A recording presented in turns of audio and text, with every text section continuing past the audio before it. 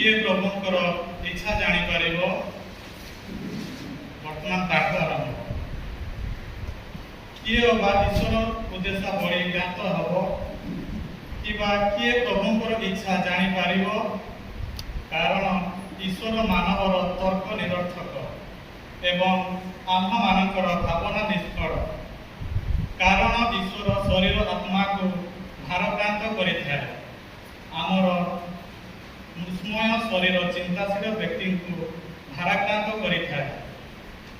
पार्थिव विषय आमे किंचित चिंता करि पारिबा एवं आम सम्मुखरे थिबा विषय जानिबा श्रम साध्य।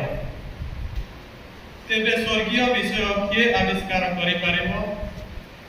तुमर परामर्श किए अवगत हुअंता जदि तुम्हें प्रज्ञा प्रदान करि नथांत एवं तुम पवित्र आत्मा को ऊर्ध्वलोकर प्रेरण करि नथांत।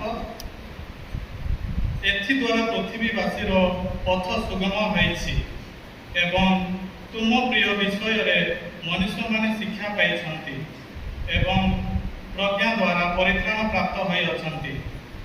एहा ईश्वरଙ୍କର वाक्य। संविधान पेज